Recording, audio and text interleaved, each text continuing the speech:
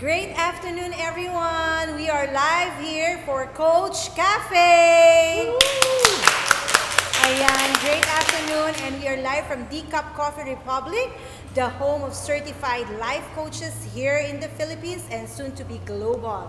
We are located at the second floor of Pioneer Street Market, also known as PSM, inside HMR parking compound along Reliance Street from the city of Mandaluyong. Yes. Pang Miss Universe talaga ang peg.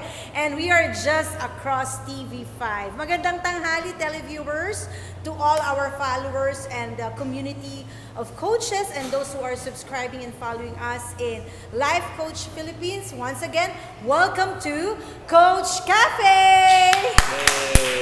And we are running our 17 episodes of Apprentice, the first circle of Coach A Apprentice. Ayan. And we are on our second episode and we are introducing today, this afternoon, ang mainit na mainit at bonggang-bonggang unicorn.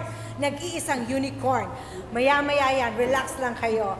And of course, as I've mentioned, this is our weekly Coach Cafe via Facebook. You can check us out and join us via live through Life Coach Philippines. And also, we are going to meet the first circle of Coach A, our master coach, Apprentice.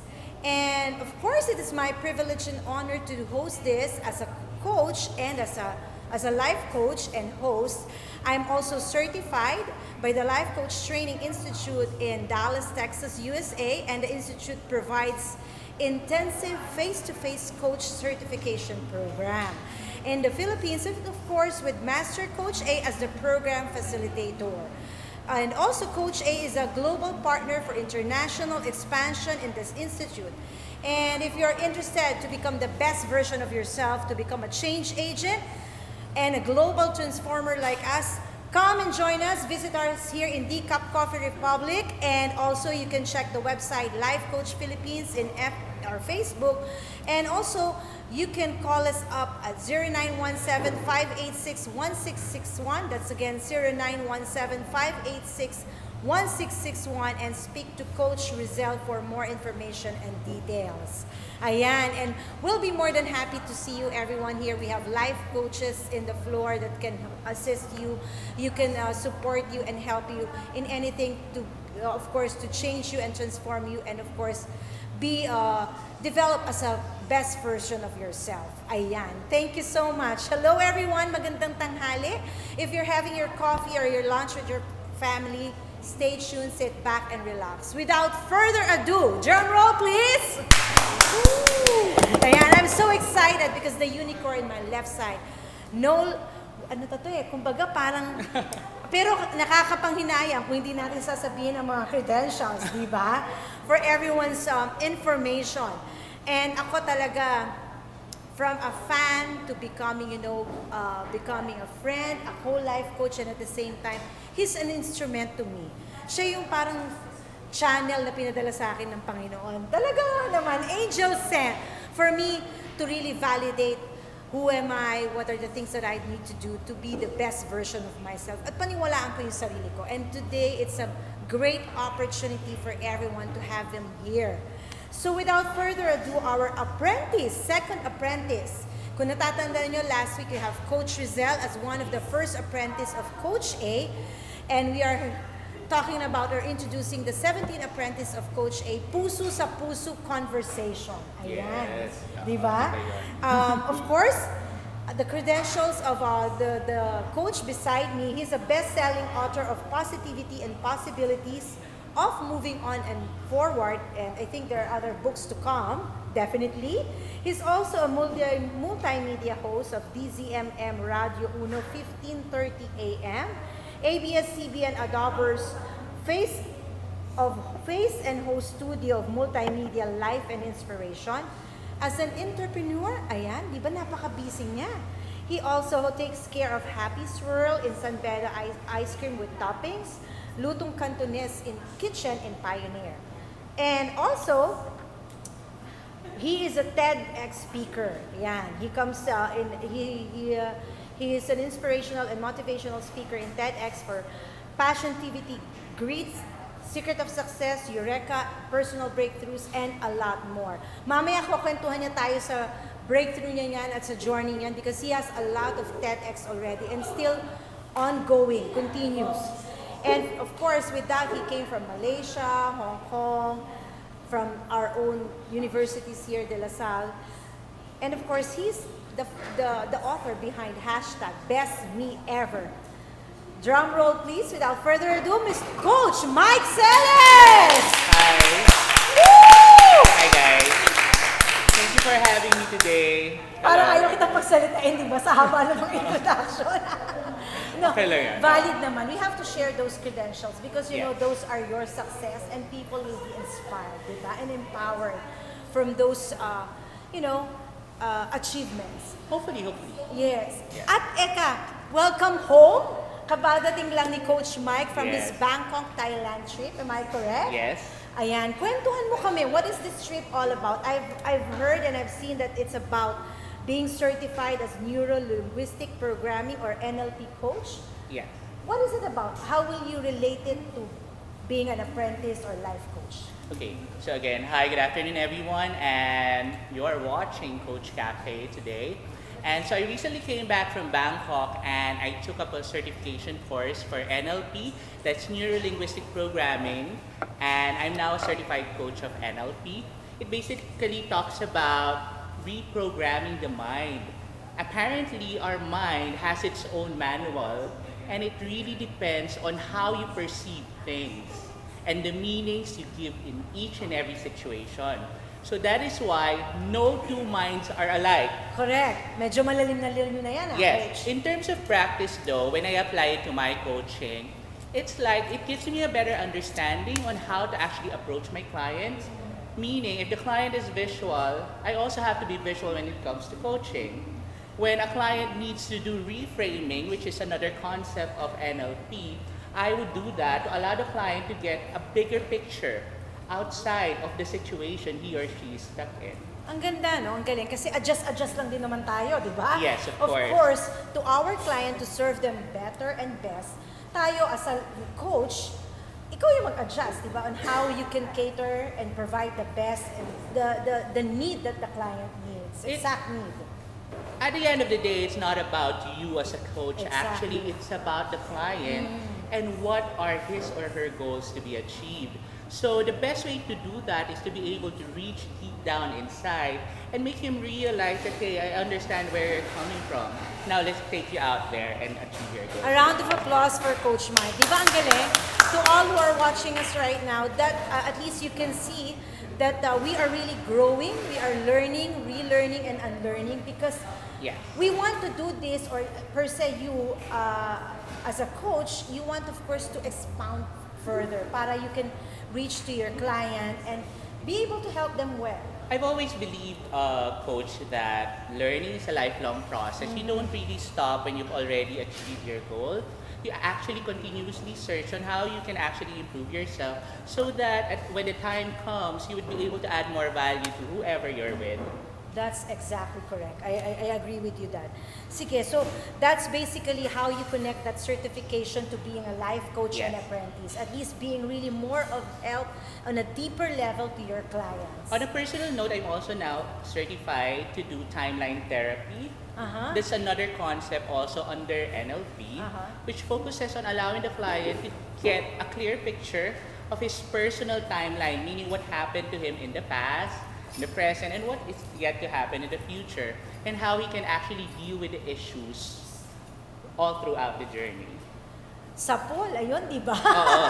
Bongga, Medyo bongga. malalim, pero Malalim, yeah. bongga. But it's good to note that we have here Coach Myke, who's Yes.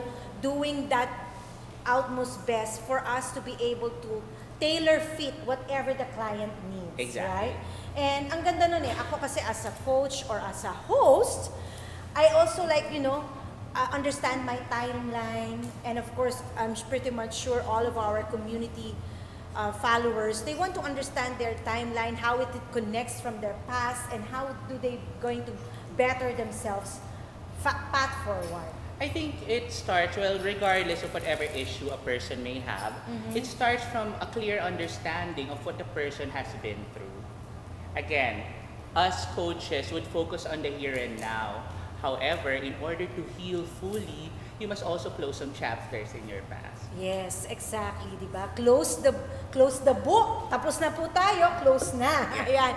We have some acknowledgement here. We have some we have co-coaches watching us right now. Magandang tanghali. Great Hi. afternoon.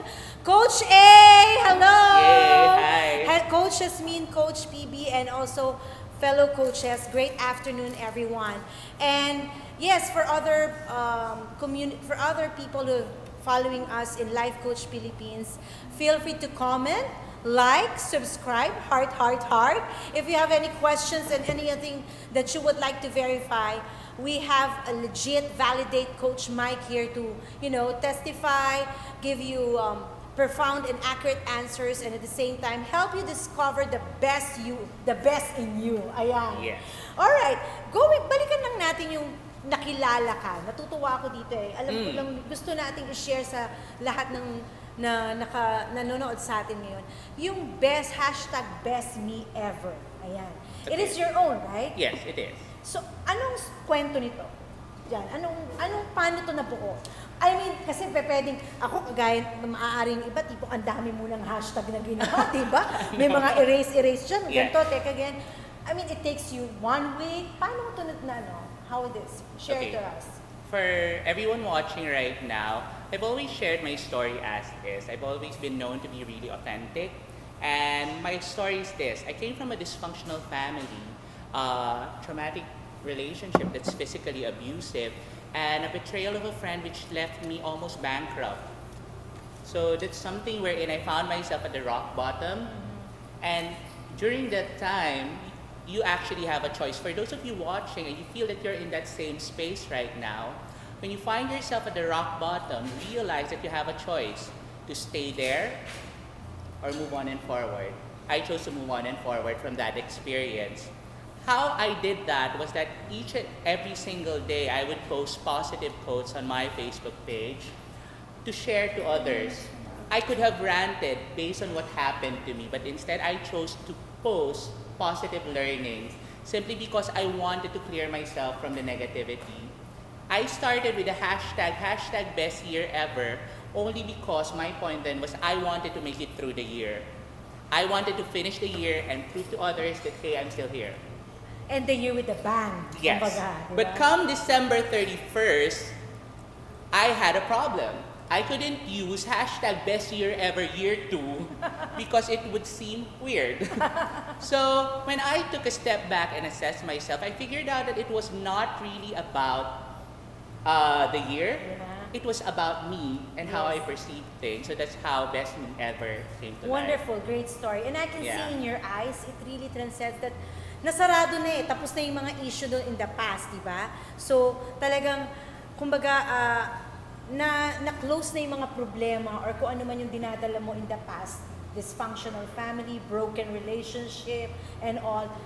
You've gone through of acceptance and forgiving. And that's why Yes, your of course. eyes, in your smile, in your aura, the live unicorn is there, di ba? And ready Of to shine and to support everyone's as well in Yes. the community. That's wonderful. Profounding it further, what is the difference between NLP? Balikan lang natin yung recent certification Yes. mo for everyone's clarification. Although ako medyo nakuha ko yung what is the difference between the NLP and life coaching for everyone's understanding in the discipline of coaching? Okay. Truth be told, life coaching is the overarching practice. NLP is just a concept under it. So for life coaching, it deals with the here and now and deals with the potential. Okay. NLP helps you actually deal with past events also in the process and reprogram your mind. May ibig sabihin ba yung N and L? Neuro-linguistic Ayun, oo programming. nga pala. Neuro-linguistic programming, yeah. So, kumbaga, you connect what's in the mind of a client or an individual from the past. Yes. And the way it's actually administered is that life coaching has more heart. And my classmates, if you guys are watching, they would be a testament to that because it adds value to our clients. However, NLP is very much presented in a very structured form, meaning step 1, step 2, step 3. So when I was There's a process talaga. yes, sorry. exactly, and you have to follow it exactly. As opposed to life coaching, wherein you take it from the heart. So I guess that's a big difference. Whatever works for you. Actually, in my case, I would love to combine both Wonderful. to come up with a program that would best fit my target market. Wow, wonderful, wonderful. A round of applause. Because you see, now you can see there's really the one that's coming from the heart, that's, interpersonal and kumbaga free-flowing. Yes. And the NLP is structured, there's a pattern or there's a process that And you it have deals to basically follow. more of what happened to you in the past and how you can change the behavior altogether. That's great. That's a great news. Once again, hello everyone. Kamustahin Yeah. natin ang ating Hi, mga guys. viewers. Feel free to comment and of course like or share. And if you have any questions with Coach Myke, we'll be more than glad and happy to answer it. Once again, we are live here in D Cup Coffee Republic, and this is Coach Cafe. Puso sa puso. Of course, it's a one-on-one interaction with the apprentice of Master Coach A. Ayan. Going back. Ayan. As a multimedia naman, radio personality, I just want to understand on that scope. Yeah. Do you still encounter challenges? Baka sabihin nila, napaka-perfect na ata ni Coach Myke. What do you mean challenges, coach? Challenges in a sense na merong mga questions on the phone or on the parang medyo magugulat ka na something na hindi ka prepared or I mean I know you're always prepared pero minsan yung merong mga questions dyan na it stills your heart or parang teka ito yung issue ko ata previously or medyo Waterloo ko to or medyo syempre napagod ka rin naman, di ba? Okay, Parang ganun. So, how do you handle those kind of challenges? Truth be told, I don't consider them as challenges. They're more of opportunities Okay. to actually to help and be given that chance to change someone else's lives. So I take it one at a time. And after each and every program, because I get a lot of messages on my Facebook page, I just detach myself, and start all over again. This is the key to it. Even if you're a life coach, you have to take that time to actually step back and realize that at the end of the day, you are not exactly what you just do, meaning you're not just a life coach, but the person from within, whatever it may be. Exactly. I like that point of, the mindset of converting the challenge to an opportunity for those who are watching us right now. In anything that you're going through in your life, whatever career it is, right? Yes. Converting those trials, those frustrations, those challenges into an opportunity to be the best version of yourself. I think we oftentimes forget that when the going gets tough, we tend to be overwhelmed with everything that's happening around us. We tend to forget that each and every experience, good or bad, we learn something from it. And in the process of learning, we grow from it. Exactly, di ba? Yeah. Well said. And at the same time, for those fellow coaches watching us, it's also important and critical what Coach Myke have said or mentioned earlier. And of course, we'd like to acknowledge Coach Glenda on the floor. Yay. Hello. And other fellow coaches, of course. Yes. Yung detoxing, right? That's really important. Even if in any career, as a life coach or it's important that you unload. Sit back, relax, mag-chill ka rin, di ba? Yes, of course. Alright, going to be, as an entrepreneur naman, kilalanin natin si Myke, paano natin makukonek ang pagiging life coach, ang pagiging apprentice ni Master Coach A bilang apprentice. As I have researched, talagang research, Yeah. I was expecting like kind of happy swirl. Or pwede na rin naman yung pansit. Minsan nga mabisita yan. Yes. Dito lang naman sa Pioneer. So Coach Myke is very busy and loving what he's doing as an entrepreneur. He has also a happy swirl in San Beta. Dito ka, your alma mater, am I correct? No, I'm from UP Diliman. UP, I'm sorry, UP Diliman. But this is a school. Bakit doon ka nag-decide? Because of the ano ba? Because of the opportunity. Opportunity, Yeah. okay. Opportunity. And then at the same time, Lufong Cantonese, right? Cantonese Kitchen. It's Yes. just like a few minutes walk from here. Mapuntahan nga yan, Yes. a few minutes walk na You yan. heard it. Okay.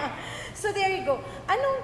How will you connect it? I mean, how are you, Coach Myke, as an entrepreneur of ice cream swirl, para for Kidto and Happy and Pansit is like, it's long life, diba? Okay, I think to integrate everything based on the first question up to this present question, it's more of after I have decided to embrace my calling as a life coach, I decided to pursue all my passions, regardless of in whatever context in my life would be.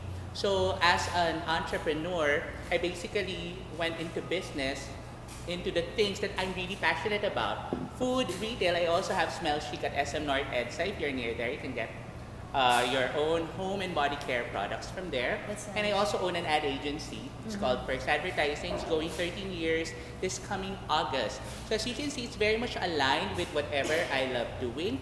And in terms of the other things that I do, like let's say I host and write books and give TED Talks, it's more of just following what feels true to me To your and following what a life of authenticity is. Yes, It's basically embracing myself and letting other people know that what you see is exactly what you get. That's wonderful. Yeah. Baka lang, for everyone's awareness lang din. And how is it? Kasi minsan may mga iba dyan na parang sa isang ginagawa lang nila, pagod na, ang dami ng reklamo sa buhay, di ba? Doon natin makikita yung passion kasi, di ba? So you're saying all of these are your passion. So, no complaint. I mean, all coming from heart. Wala, may nararamdaman ka ba mapagod at the end of the day? Okay. Or parang nalilito ka ba or something like that? Okay, let me clarify that one, Coach. I believe that it's not just all about passion at the end of the day. Yes. It's all about having a greater purpose. What is it really that you're called to do? Because if you anchor yourself on that purpose, everything else would follow. You have to define what tired means. Meaning, is it a physically you're tired, or is it mentally, emotionally you're tired? Which one is that? Well, as a whole, a totality, kasi minsan may mga tao na parang pagod na kagad mentally. Meron wala Okay. pang nasisimula, nagrarant na sa traffic, pagod na sa mentally, di ba? Yeah. I'm asking you this para to inspire people Yeah. and our viewers, not just the coaches. Kasi parang, di ba, minsan ibang tao, magrarant pa lang, papasok na mentally, pagod na kagad sa traffic. Wala pang ginagawa. Yeah. I mean, I just want you to converse with them how you do it beautifully, Yes. di ba? Or pwede rin sa katawan. At the end of the day, after 5 o'clock, meron pang ibang gagawin na other things that they want to do, whether personal. Yeah. Pero hindi na sila makagawa dahil what they feel is it's too much for them. Okay. So I just remembered to segue this one. Thank you, Coach A, for the talk in grumbling the other day. Because people grumble. Okay. So anyway, going back to the Yes. going back to the topic on hand. It's normal to feel tired. What's not good is when you give up on something that you really, really like. Again, it has to be anchored on purpose. So when you're ranting, when you're grumbling, always be aware of which space you're in. Meaning, if you rant, if you grumble, did it actually bring you closer to your greater purpose? Exactly. If not, Yeah. then stop. And then reframe your thoughts. Think about something. What would have I learned from this? What would have been a better output instead of ranting and ridding myself or robbing myself rather of the joy I truly deserve? Exactly, di ba? At least very loud and clear, a round of applause.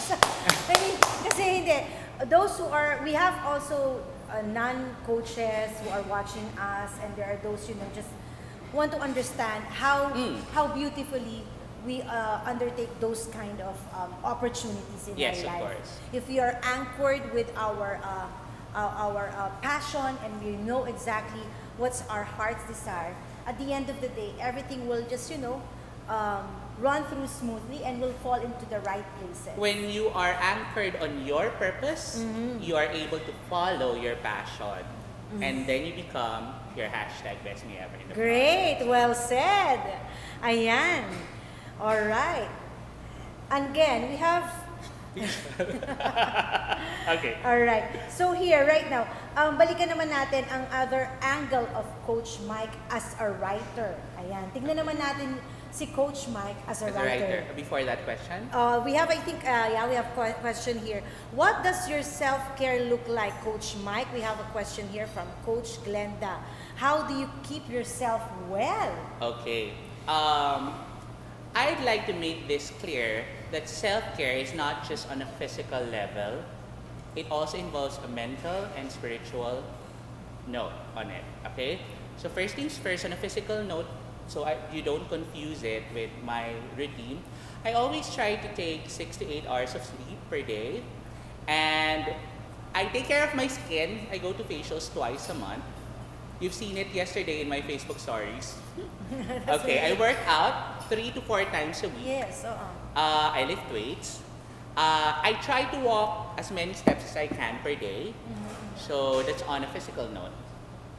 On an emotional and mental note, though, each and every time I end the day, I have this gratitude journal wherein I write all the things that went right. I don't limit it, meaning if I have 100 things to write about, I write about it. And then all the things that went wrong, why is it important to give me clarity, to make me understand more why did this happen so I could lift lessons from them. And then lastly, what could I do better tomorrow? It's very important also to have a positive mindset and an optimistic view of what can be done tomorrow so that when you sleep, you are excited to wake up because a new beginning is in store for you. Very holistic, di ba? Yeah. Very well answered. Satisfied. I mean, taking on all contribution, physical, mental, Yeah. and all. And the key there is basically discipline. Di ba? I mean, discipline, and at the same time, you know talaga na you will do all of this coming from your heart. I guess it's more of knowing your value as a person. If Yes. you don't know your value as a person, you wouldn't know and you wouldn't feel the need to take care of yourself in the process. Yan, di ba? Wonderful. Well said. We have, hello, Coach Aga, Coach Myke, watching from Bulacan with Coach Joy. Oh, hi buddy. Hi Coach Hello, Aga. hello. I Ayan. hope you're well. Alright, going back. Ngayon, tingnan naman natin as Coach Myke on the aspect of being a writer. Okay. Right. Ayan. Because those who are an aspiring writer, di ba? You write of positivity, of possibilities. There are a lot of potential writers there who've been admiring J.K. Rowling of Harry Potter. Tapos yung mga iba pa dyan, noong pang ng mga writers, pag mapapansin mo kasi parang merong common denominator eh. Merong hugot. In layman's term, hugot. Yung parang a great writer comes with a great story. Does it really come along with that? Yung compelling story mo has to be coming from you. Kasi parang, kunyari, let's say, gusto ko magsulat, sabihin ng isa, pero wala naman siyang hugot sa sarili niya. Would that still be possible for a aspiring writer? I think the bigger question is, why do you want to write? It's not about having the experience, but rather, what is the bigger picture? What allows you to view it from that standpoint so that you are actually pushed to pursue that particular craft? Yeah. So we have to be clear on that. As for me, all my series, it's under the hashtag Best Me Ever series. So meaning, it's hashtag of positivity, hashtag Best Me Ever of positivity and possibilities, hashtag Best Me Ever of moving on and forward. And my upcoming book, it's hashtag Best Me Ever notes to myself, wherein I would teach people how to write notes to themselves so that they'd be able to heal in the process. Now, I draw from experience. Each and every day, and everything that I post on my Facebook and all my social media accounts is drawn from experience. Why? Because hashtag Best Me Ever is all about authenticity. It banks on that and how you can actually uncover your greatest potential. My coaching platform, which is also falls under the same name of hashtag Best Me Ever, focuses on self-actualization and personal breakthroughs to help others discover their own best version. That's correct. Very well said. So from being authentic, true to yourself, of course, you will transform to the best version of yourself. Yes, of course. Yeah. It starts from authenticity actually, Coach, wherein if you are able to embrace yourself whole, you're able to show the world that, hey, this is me. And you set yourself free and you can become whatever you're meant to be. Exactly. A round of applause para sabihin naman nila, ayan. Diba? Napaka-inviting and napaka-true. Kasi talagang once you have embraced who you are and accepted it, okay na, di ba? Yeah. The show must go on. It's going to be a painful process of embracing Yes. oneself. But once you actually surrender to the process, it would be the best decision you've ever made. I agree. Now, let's proceed to you being a TEDx speaker. Ito, mahaba-haba to, kaya medyo inanong kasi very inspiring as I have watched your videos. Ang gaganda, ang gagaling talaga. Talagang tago sa puso, may hugot, and talagang very relatable. Hi, Right? Coach Candy. Yan. On the floor. Yes. So, tell us, as a TEDx speaker, I have seen and watched it most of the time. Kasi yung iba na mapanood ko, like sasabihin nila, okay, I have a question for you to thought of, ganyan. You're consistent in your TEDx that I want you to close your eyes, imagine, ganyan. Di ba? May pagganong ka eh. And ang Yes. ganda. Yes. Talagang pinapanood ko lahat, wow, ang galing. I mean, any person can relate. And any person will talagang kahit sabihin mo nagluluto ka, di ba? Kahit nag-aayos ka dyan. Kasi di ba gano'n naman talaga tayo on a typical day in our home. Nagluluto ka, nagwawalis ka, may ginagawa ka, or you're, just resting and relaxing at home. Biglang all of a sudden gusto mo mag-YouTube. Tingin ko nga na inspiration. TEDx, Myke, Celis, ganyan. Biglang sasabihin niya, close your eyes, imagine yourself. Yeah. Is that a trademark? Paano nagsimula yung ganun? I've always believed that in order for you to resonate well with your audience, you have to be able to guide them in a state wherein they would best be able to reflect about the situation. So whenever I ask them to close their eyes, I feed in their minds a certain visual, simply because they cannot go on with me in my journey if they are not aware of the journey per se and of themselves. Which phase are they coming from? All right, so it's a combination of their Yes. journey and the state that they're in right Yes. now. Ang galing kasi 'di ba? If you get to watch other TEDx speaker, they have their own atake or they're kind of introducing themselves.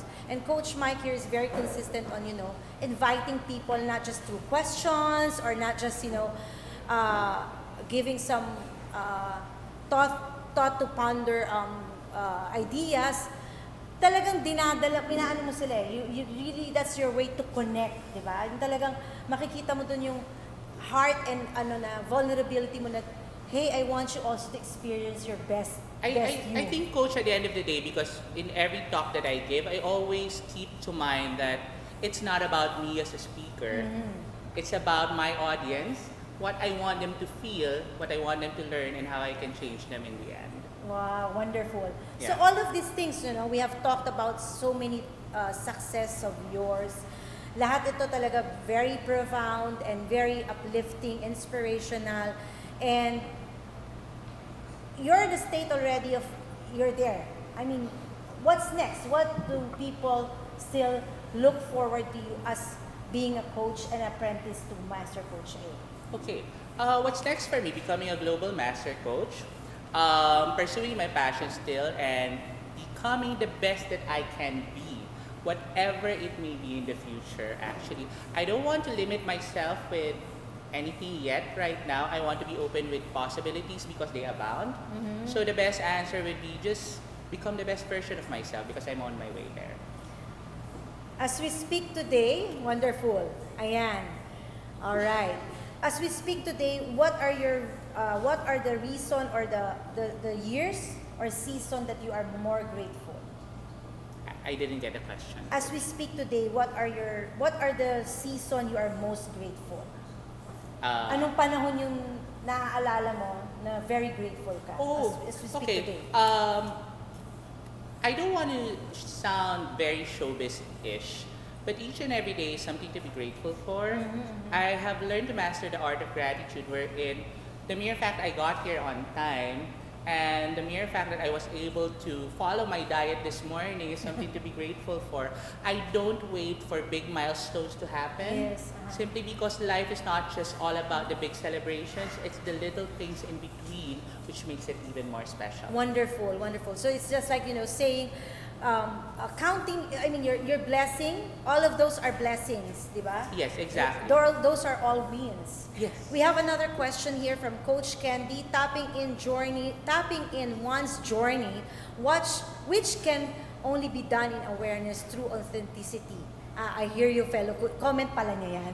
Kumbaga, sumasang-ayon siya. Nalito naman ako. I agree, thumbs Coach up. Kenny is one of my fellow unicorns. Ayan, And oo. unicorns are known to be very authentic. Ayan. And hi there, fellow unicorns in the world. Yan. So, there you go. And one more thing also, since you have mentioned already your kumbaga greatest, your wins, may moments of ano pa rin ba tayo, Coach Myke? Yung parang meron pa bang, do you still cry? Of course. O yun eh, gusto ko yung pagkakasagot eh. Of course, di ba tao lang naman tayo, di Yes, ba? of course, Authentic of course, nga, of di course, ba? of course. Ano yung mga moments I'd like to na yun? debunk. I mean, I've been known to debunk the common notions about a life coach having a perfect life. Oh, It doesn't mean that when Yes. you're a life coach and you're able to, help others find their hashtag best me ever, your life is at its best always already. I think I would like to rephrase it in such a way that I know and I have the awareness to actually tap into my emotions and I acknowledge them, whatever it may be. But the difference now is that I know how to handle them. Wonderful. So meaning I allow myself to grieve, but I also know that it's not right to stay there for a long time. Wonderful. Diba? That's the, I'd like to dive in with that as well. Kasi minsan may mga connotation yung mga tao na parang pag life coach ka na, parang perfect ka na, di ba? Exactly. At parang pagka humawak ka ata ng wine, hindi na pwede. Di ba? May mga Oh my ganun God, pag- so what will be the Oh, may mga ganun reaction pag- to my FB stories? May mga ganung pagbabadya, di ba? Okay. At parang hindi ka na pwedeng malungkot, di ba? Yeah. I mean, you have your time also as a human. That's very natural. The only thing that's different and that matters most is we can handle it well. We support each other to handle it and put it on the right funnel or kagaya ng sinabi mo nga hindi ka doon magtabababa, di ba? Yeah. Alis tayo kagad, hindi tayo pwedeng maging miserable. I think, Coach Ellen, a beautiful reminder for all those watching right now is that you have to be able to recognize all your emotions accordingly, deal with them, do not run away from them, and come from a space what is really true to you. Because if you don't come from that space, you are just going to put those emotions to waste. And when you set them aside, they would pile up, and suddenly you would find yourself at the lowest point in your life Boom. Ayun. once they come to surface again. Exactly, well said. So, at this point, I just like to understand, well-rounded ka na, everything is going on with you harmoniously. What are your top, professional mo tayo isa-isa, professionally, what are your top 3 wins? Oh, professionally. Okay. Top 3 lang. Alam ko marami, pasensya ka na. Ililimit ko muna. I actually have a standard answer whenever I'm asked, what are you most proud of or how do I define my success? Because I could not actually choose a specific one, so to speak, because I believe something, whether big or small, is a win. So my greatest win really is being able to be myself at my best, doing all the things that I like with all the time and all the means to do so. So that's my biggest win. Because not all people are able to embrace themselves whole, pursue their passions fully, and live their purpose. Very well said. I agree. How about personally? What are your top 3 wins personally? Personally, I guess that's the same thing. It's the same thing, Same actually. thing. You cannot pursue your passion if internally you are not in tune with your real self. So, yeah, it's all about living your purpose. Wonderful. Ayan, once again, would like to invite everyone if you're in the area and if you in Pioneer, Mandaluyong area, D-Cup Coffee Republic, we are located here in the city of Mandaluyong. Kailangan talaga pang Miss Universe, Mandaluyong City. Ganyan. PSM Inside HMR Parking Compound. If you would like to speak to a live coach and if you would like to further help yourself improve on, and also if you have some clarification or you want to understand yourself further, visit us here in D-Cup Coffee Republic. Marami pong tutulong sa inyo, maraming makakausap and can connect with you. Ayan. Yeah. Being yourself. Sabi nga naman ni Coach Candy, being yourself in the world wants you to be like everyone else. Ayan, tama nga naman. Yan. So, there you go. If you have also questions, comments, Yeah. or if you want, feel free to like. Yan. Heart, subscribe. We're on Coach Cafe still. Puso to Puso conversation with Coach A, 17 apprentice. And today we're talking to the second apprentice, Coach Myke Celis. Going back, ayan. Yes. One more thing. Dahil ako'y natutuwa dyan sa mga pa-close your eyes mo. Okay. Sa TEDx mo. Okay. Pagkakataon ko na ngayon, magpa-close your eyes. Okay, to the close one. Okay. Ayan. Hindi, nakakatuwa talaga. I invite you everyone to watch his TEDx. Personally, you will be moved and you will understand and really the authenticity there. At saka, doon nga ako napagalaw eh. Habang nagwawalis ako. You heard it. Okay. Teka nga, gawin ko to. Okay. Alright, at this point, Coach Myke, Yeah. I invite you to close your eyes. Okay. Okay. And share with us right now, in this moment, who is Coach Myke Coach Myke, best me ever to his father. At this moment.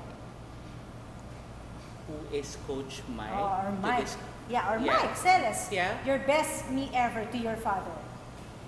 To To your father. father. Father. Yeah. Okay. Coach Myke is someone he's really proud of, and he has already embraced that instead of having a son, he has given birth to a unicorn instead. And it's such a beautiful experience seeing him now. Still close your eyes. Yeah. How do you see yourself now as Coach, best me ever, Myke, to your brother? My brother and I had a love-hate relationship. It's sad that he's no longer with us now. But with forgiveness and healing from whatever transpired before, I know that way up there is proud of the person, rather the unicorn that I have become. Wonderful. Still close your eyes. Lulubos-lubusin ko na itong opportunity na to. Okay. Kasi ang ganda, di ba? Talagang you really can feel him and the authenticity. And you still close your eyes. As a life coach, as an apprentice, how do you embark to see yourself, others can see you pala, as Coach Myke? Coach Myke Celis is a living testament of someone who had to be broken to achieve his personal breakthroughs, and he is the one who can actually help you achieve yours, allowed to embrace yourself fully as you discover your own #BestMeEver. One final takeaway to wrap it all, kung wala na tayong mga questions from or comments sa mga nanonood, ganyan. Sa close your eyes moment natin. Kasi di ko naman pwede patagalin, eh. Should I open my eyes now? Last na to. Okay. So Unicorn, the beautiful unicorn beside me, close your eyes. What do you see best Myke ever in the future in terms of relationship? Oh, Personal relationship, not friends, not to co-co. you mean romantic relationship? Romantic. Romantic, yeah. Okay.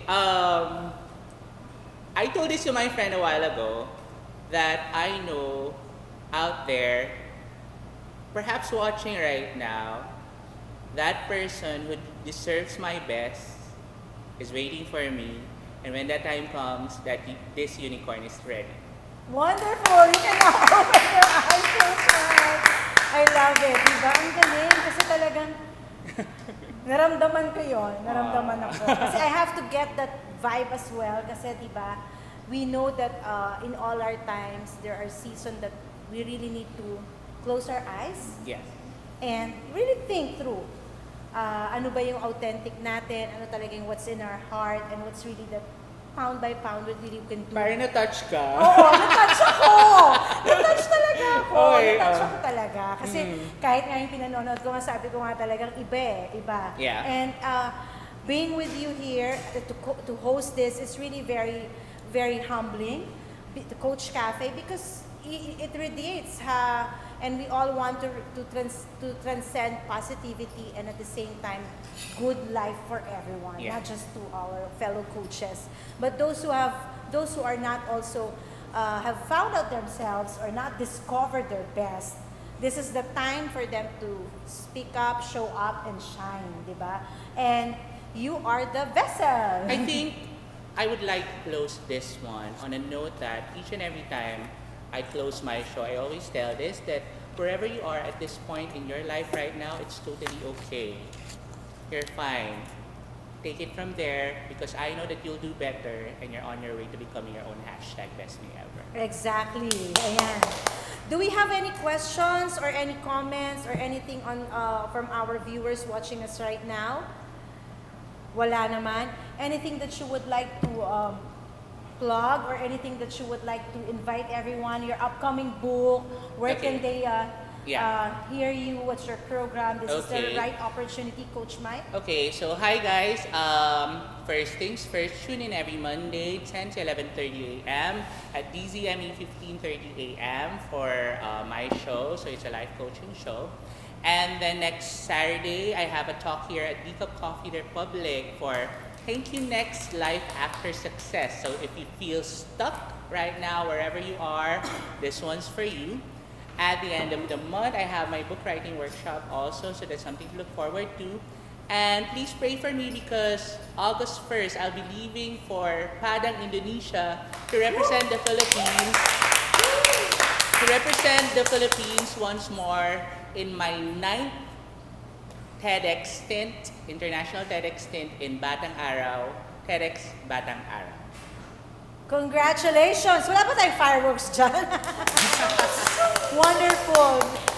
And of course, I'm pretty much sure the institute, you're carrying the flag of, we are so proud of you. Thank you. We are also blessed indeed that we are collaborating in this journey of, transforming the people, having a better life of everyone, and not just physically, mentally, holistically, being the best version of themselves. Best me ever. All right, so there you go. It's another edition of Coach Cafe here in Decaf Coffee Republic. It's the second apprentice of Master Coach, a Circle of Apprentice. Once again, we have Coach Myke Celis. Thank you so much. Thank you. And to everyone watching us, have a great afternoon. Happy weekend. And of course, always shine and be a light for others for the glory of God. This is your host and coach, Ellen. Thank you. Bye, guys. Bye.